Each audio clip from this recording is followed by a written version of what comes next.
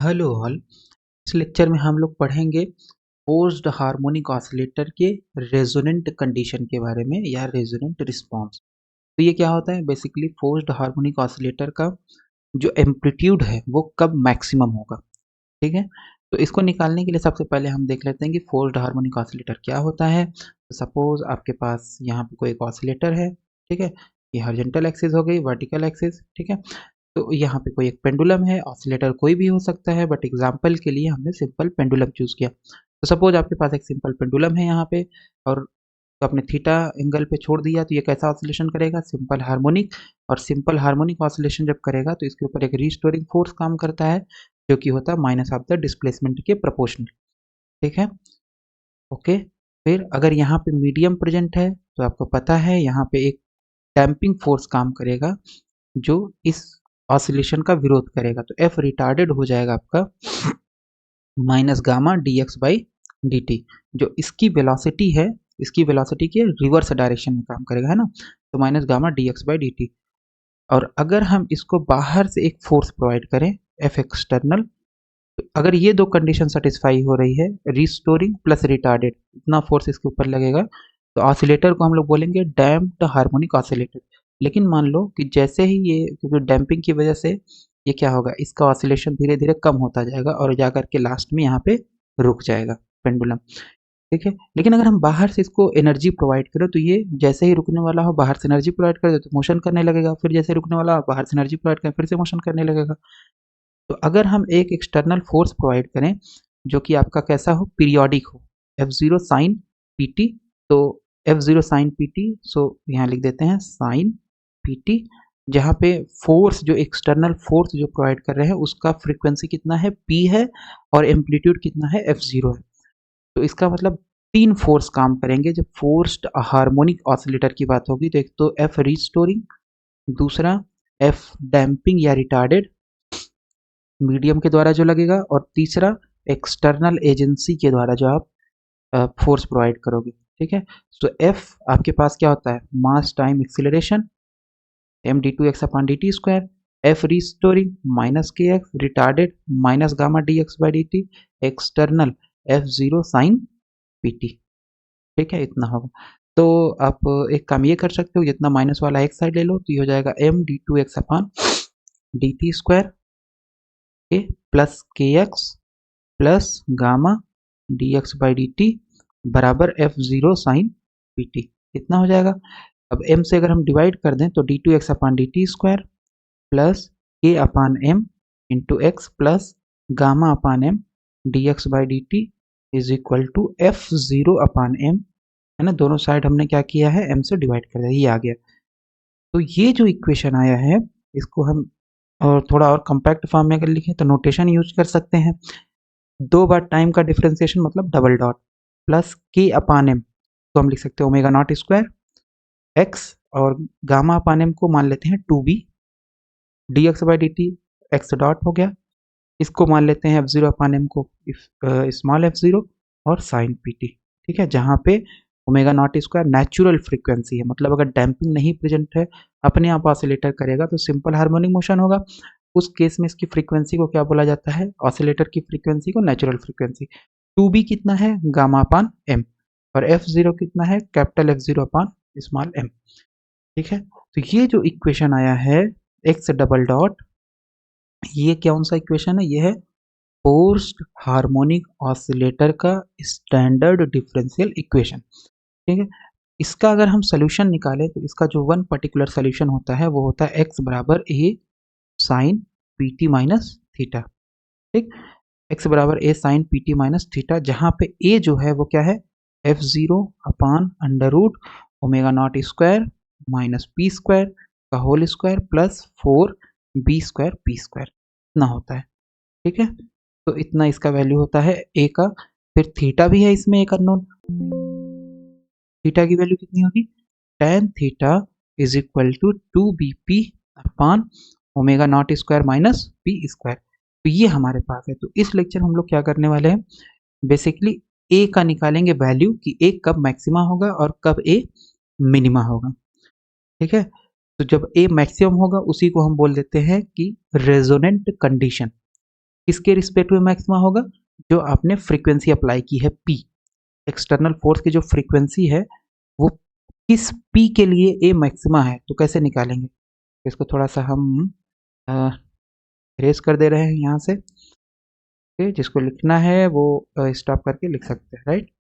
Okay, तो ये जो चीज़ है आपके पास so A is equal to F zero upon इतना हो गया। ए क्या है? ए को हमें जानना है कि मैक्सिमा है कि मिनिमा है। तो कैसे निकालें मैक्सिमा है कि मिनिमा है? तो मैक्सिमा मिनिमा की कंडीशन क्या होती है? कोई भी फंक्शन अगर दिया है ए, तो इसका मैक्सिमा निकालने के लिए सबसे पहले इसका फर्स्ट डेरिवेटिव जीरो होना चाहिए। ठीक है, मान लेते हैं किस पॉइंट पे जीरो हुआ? P is equal to P R पे। ठीक है, और फिर हम चेक करेंगे D two A upon D P square at this point P is equal to P R. तो अगर ये पॉजिटिव है तो हम बोल देंगे ए क्या होगा? मिनिमा होगा, ए इज मिनिमा। और अगर इस पॉइंट पे इसका डबल डेरिवेटिव नेगेटिव है D two A upon D P square P is equal to P R पे, तो हम बोल देंगे ए क्या होगा? A is maxima. ये मैक्सिमा मिनिमा की कंडीशन होती है। तो इसमें यही करने वाले हैं, ये जो आपके पास ए है इसको फर्स्ट डिफ्रेंसिएशन करेंगे, पी आर निकालेंगे बराबर जीरो करके, और फिर सेकेंड डेरिवेटिव करके देखेंगे ग्रेटर आ रहा है कि लेस देन आ रहा है P is equal to P R. Okay, तो यहाँ पे हमारे पास क्या है? ये सोल्यूशन है x बराबर sine P t minus theta, जहाँ पे एम्पलीट्यूड है F zero upon m under root omega naught square minus P square का whole square 4b² p square tan theta 2bp under root omega naught square minus P square. तो अब हमें क्या करना है? इसको जानना है कि ये मैक्सिमम कब होगा। तो सबसे पहले इसका फर्स्ट डिफरेंशिएशन निकालेंगे विद रिस्पेक्ट टू पी। तो जैसे ही आप दोनों साइड डिफ्रेंसिएशन करोगे D A upon D P हो जाएगा, F zero upon M constant है बाहर आ जाएगा, तो डिफ्रेंसिएशन हो जाएगा 1 अपान इतने का। ठीक है, तो एफ जीरो अपान एम, तो अब इसका डिफ्रेंसिएशन करने के लिए, क्योंकि ये अंडर रूट का मतलब होता है इसका पावर 1/2। ठीक है, तो ये ऊपर जब जाएगा पावर तो ये हो जाएगा -1/2। ओके, तो जब -1/2 हो गया तो अब इसको हम कैसे देख सकते हैं? तो हम मान लेंगे टी, ठीक है, या पी मान लेते हैं, पी के रिस्पेक्ट में। सपोज ये क्या है? पी, इमेजिन करते हैं ये पी है। तो पी अगर है तो पी टू द पावर -1/2 का डिफ्रेंसिएशन क्या होगा? X to the power N का होता है N X N minus one. तो इसका हो जाएगा माइनस हाफ, यहाँ जाएगा माइनस हाफ दिस क्वांटिटी और फिर -1। ठीक है, तो ये आ जाएगा आपका minus half omega naught square minus P square plus 4b² p square. इसको हमने पी मान रखा है, इमेजिन कर रहे हैं। ये आ जाएगा पी टू द पावर -3/2। लेकिन ये पी तो है नहीं, ये तो कुछ और क्वांटिटी है। तो जब ये कुछ और क्वांटिटी है तो इसका इनटू करके आपको फिर से डिफरेंशिएशन करना पड़ेगा। इसको बोला जाता है चेन रूल। ठीक है, सो माइनस एफ जीरो अपान 2m ये आ गया। इसको मल्टीप्लाई कर लेते हैं अंदर, और ये आपके पास क्योंकि पावर -3/2 है, नीचे आएगा तो +3/2 हो जाएगा डिनोमिनेटर में। और ये आएगा डी बाई डी पी। अब ये डिफ्रेंसिएशन अंदर जाएगा, सो ये अंदर जाएगा तो एक बार इसका होगा डिफ्रेंसिएशन और एक बार इसका होगा। तो ये आ गया -f0/2m, ये आपका टर्म ऐसे ही है। अब इसका डिफ्रेंसिएशन करेंगे, इसको फिर से मान लो p, तो ये क्या हो जाएगा? P square. क्या हो जाएगा? P square. तो पी स्क्वायर का डिफ्रेंसिएशन कितना होगा? 2p, तो 2p। ठीक है, लेकिन ये p तो नहीं है, ये तो आपका omega naught square minus P square है। तो इसका इनटू में फिर से डिफ्रेंसिएशन करेंगे तो इसका तो जीरो हो जाएगा और माइनस पी स्क्वायर का हो जाएगा -2p चेन रूल से। ओके, फिर ये डी बाई डी पी है, 4b² आपका कांस्टेंट है बाहर आ गया, पी स्क्वायर का डिफरेंशिएशन कितना होगा? 2p, यानी एक्स स्क्वायर का होता है 2x। ठीक है, तो x बराबर p है यहाँ पे। ओके, सो ये आ गया इतना d A by D p is equal to F zero upon 2m omega naught square minus P square का whole square plus 4b² p square to the power 3/2। और यहाँ पे -4p हो जाएगा, 4b² इंटू 2p, और इसमें से हम 4 बाहर निकाल ले रहे हैं यहाँ से, कि 4 कॉमन है तो कॉमन निकाल लेंगे बाहर, और p भी कॉमन था बट p हमने नहीं निकाला, केवल 4 निकाला है। तो 2 से 4 कैंसिल, 2 बचेगा, दिस इज -2f0/m। और ये पूरा टर्म आपका ऐसे ही रहेगा। और ये वाला टर्म, ये p भी बाहर निकाल लेते हैं, तो minus omega naught square minus P square plus 2b², ये बचेगा। ये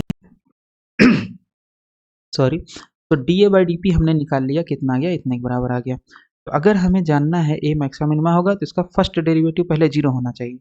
D A by D P zero होगा, मान लेते हैं किस पॉइंट पे जीरो हो रहा है? मान लेते हैं ये पी बराबर पी आर रखने पे जीरो हो जाएगा। ये पी आर है, ठीक है, पी बराबर पी आर पे ये D A by D P zero हो रहा है। तो इसमें जहाँ जहाँ पे पी है सब जगह पी आर रख करके जीरो कर देंगे, और इससे हमें क्या पता चल जाएगी, उससे हमें पता चल जाएगी पी आर की वैल्यू। ठीक है, तो ये -2f0 पी एट, ये आपके पास d A by D P हो गया पूरी वैल्यू। पूरी वैल्यू क्या है, d A by D p किस पॉइंट पे जीरो होगा, p is equal to P R पे। तो जब p is equal to P R पे जीरो होगा तो ध्यान से देखो, ये यहाँ पे पी आर रख देंगे, यहाँ पे पी आर रखेंगे, यहाँ पे पी आर रखेंगे, यहाँ पे पी आर, यहाँ पे पी आर, तो ये तो जीरो हो नहीं सकता है, प्रोडक्ट है सब, ये भी एक प्रोडक्ट, ये भी और ये डिवाइड हो रहा है, ये तो जीरो नहीं होगा, कांस्टेंट है, तो इसका मतलब p जीरो होगा। तो जब p जीरो हो जाएगा तो आपके पास एक्सटर्नल फोर्स जीरो हो जाएगा, तो इसका मतलब ये भी जीरो नहीं हो सकता है। ओके, ये वाला टर्म मल्टीप्लाई हो जाएगा जीरो में, तो केवल और केवल कौन सा टर्म बचा, ये टर्म बचा, minus omega naught square minus P R square plus 2b² is equal to zero. ठीक है, अंडरस्टैंडेबल। ओके, सो अब हम इसमें से पी आर की वैल्यू निकालना चाहते हैं, तो इसको थोड़ा सॉल्व कर लेते हैं। Minus omega naught square plus p are square plus 2b², P R square जब निकालना होगा तो इसको और इसको दोनों को इधर ट्रांसफर कर देंगे, पी आर स्क्वायर आ गया omega naught square minus 2b²। तो पी आर जब निकालोगे अंडर रूट लग जाएगा, तो ये आ गया आपका पी आर, और इस पी आर पे यानी p is equal to P R पे आपका D A by D P zero होगा। तो क्या इससे हमें पता चल गया कि ए मैक्सिमा है मिनिमा है, आंसर है नहीं।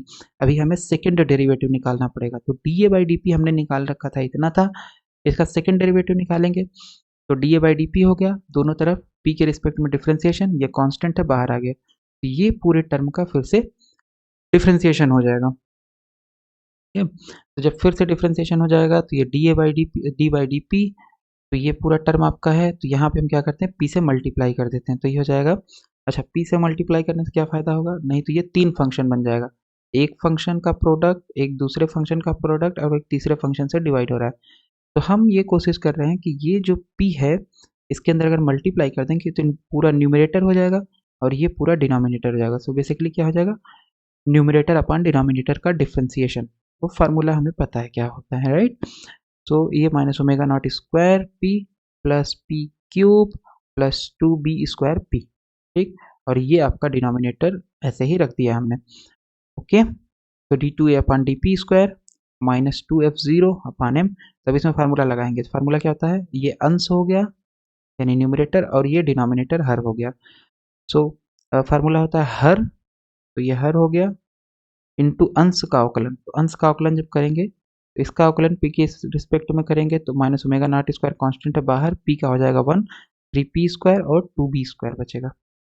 फिर माइनस अंश, ये हो गया माइनस अंश इंटू हर का अवकलन, तो इसका अवकलन जब करेंगे तो इसका अवकलन हो जाएगा, इसको सबसे पहले p मान लेंगे, तो p टू द पावर 3/2 का होता है, 3/2 into p to the power half आ जाएगा, लेकिन ये p नहीं है तो इसका आपको फिर से डिफ्रेंसिएशन करना पड़ेगा। ठीक है, जब फिर से डिफ्रेंसिएशन करेंगे तो इसका फिर से जब डिफ्रेंसिएशन करेंगे, ये जिसको आपने p माना हुआ है, तो ये हो जाएगा, यहाँ पे इसका डिफ्रेंसिएशन क्या होगा, तो इसको फिर से p मान लो कुछ समय के लिए, तो ये p² हो गया, तो p² हो जाता है 2p, लेकिन ये p तो है नहीं, ये क्या है omega naught square minus p², तो फिर से इसका डिफ्रेंसिएशन करेंगे तो इसकी वैल्यू आ जाएगी -2p। ठीक है, तो इसका पूरे का डिफ्रेंसिएशन का मान हो जाएगा यहाँ से लेकर के यहाँ तक। 4b² p² की वैल्यू कितनी हो जाएगी, तो 4b² कांस्टेंट है, p² का वैल्यू हो जाएगा 2p, और इनटू हर का स्क्वायर, अपान में हर का स्क्वायर होता है ना, तो अपान में हर का स्क्वायर आ गया। तो ये बेसिकली अंश अपान हर का जो टोटल आएगा फार्मूला, यहाँ से लेकर के यहाँ तक आएगा। ठीक है, ये टर्म क्या है, हर का स्क्वायर है, तो हर कितना था आपका 3/2 पावर, तो स्क्वायर हो जाएगा 3 बचेगा। ओके, तो D two A upon D P square, थोड़ा सा इसको माइनस करेंगे, सो मैनिपुलेट कर लेंगे टर्म को, सो -2f0 अपान एम, और ये आपके पास आ गया 3/2, तो सॉल्व कर लेंगे, minus omega naught square P R square plus 2b²। तो एक चीज़ हम इसमें ये करते हैं कि इसी पॉइंट पे जो हमने ये D two A upon D P square निकाला, इसी में हम रख देते हैं p बराबर पी आर, क्योंकि हमें यही तो रख के चेक करना है कि नेगेटिव आ रहा है ये टर्म की positive at p is equal to P R. जैसे ही रखेंगे तो ये क्या हो जाएगा, -2f0 अपान एम, है ना, p बराबर पी आर पे omega naught square minus P R square का whole square 4b² p are square to the power 3/2 minus omega naught square plus 3pr square plus 2b²। ठीक है, और ये आ गया आपके पास minus omega naught square P R square 2b square P r 3/2 omega naught square, और ये पूरा टर्म आपका वैसे का वैसे ही आ गया, ठीक, डिवाइडेड बाय हर का स्क्वायर। ओके, तो अगर इसमें ध्यान से देखें हम, तो ये हमारे पास कांस्टेंट है, और कांस्टेंट के बाद यहाँ पे कर्ली ब्रैकेट लगा है जो कि कंप्लीट होगा आपका यहाँ पे, ठीक है। तो कर्ली ब्रैकेट के अंदर दो टर्म है, एक है ये टर्म और एक है माइनस के साथ ये टर्म, ठीक। तो अगर हम ध्यान से देखें, ये वाला जो टर्म है, ये टर्म क्या है, इसमें से पी आर कॉमन ले लेंगे, तो ये पी आर जैसे ही कॉमन लेंगे तो बन जाएगा minus omega naught square P R square plus 2b r square. तो अगर हम पी आर की वैल्यू देखें तो पी आर की वैल्यू कितनी थी, P are square is equal to omega naught square minus 2b square, यही था। थोड़ा बैक चलते हैं, ओके स्लाइड, एक स्लाइड और पीछे, हाँ पी आर स्क्वायर कितना निकाला था हमने, पी आर स्क्वायर ये omega naught square minus 2b square, ठीक है। तो omega naught square minus 2b square इसमें जैसे ही रखेंगे तो ये टर्म जीरो हो जाएगा। पी आर कॉमन ले लो, तो पी आर स्क्वायर हो जाएगा omega naught square minus 2b square, तो ओमेगा नॉट स्क्वायर से omega naught square cancel, 2b square से माइनस 2b स्क्वायर कैंसिल। तो इसका मतलब ये जो टर्म है ये क्या हो जाएगा, जीरो। जैसे ही ये जीरो होगा, सो हमारे पास ये पूरा टर्म जीरो के बराबर हो गया। जब ये पूरा टर्म जीरो के बराबर हो गया ना, वैसे हमने यहाँ पे करके भी दिखाया हुआ है कि ये टर्म कैसे जीरो होगा। तो ये पूरा टर्म अगर जीरो के बराबर हो गया तो हमारे पास कितना टर्म बचेगा, केवल और केवल ये टर्म बचेगा और ये टर्म बचेगा, ठीक है। ओके, तो d2a/dp² eight P R minus 2f0/m, और ये पूरा आपका टर्म बच गया, ठीक है। तो अब इसमें हम क्या करेंगे अगर ध्यान से देखें तो ये जो टर्म है omega naught square minus P R square 4b square P R square to the power 3/2, ठीक, ये तो आपका क्या है, पॉजिटिव टर्म है, ठीक है, माइनस साइन पहले से ही था यहाँ पे, ये पॉजिटिव है, ये तो पॉजिटिव है, 3/2 पावर है तो पॉजिटिव ही रहेगा, ठीक है। बेसिकली अंडर रूट है और अंडर रूट निकालोगे तो पॉजिटिव ही आएगा। ओके, और यहाँ पे हमारे पास minus omega naught square plus p are square की वैल्यू रख देते हैं जो कि कितना है, omega naught square minus 2b square. तो यहाँ पे हमने वैल्यू रख दिया प्लस 2b स्क्वायर हो गया, और यहाँ पे जब हम वैल्यू रखेंगे omega naught square minus P R square, तो पी आर स्क्वायर की वैल्यू रख देंगे omega naught square minus 2b square, तो ये हो जाएगा यहाँ पे जो बचेगा आपके पास 4b टू द पावर 4 बचेगा। यहाँ पे कितना बचेगा, 4b टू द पावर 4, और यहाँ पे आपके पास omega naught square P R square की वैल्यू रख देंगे।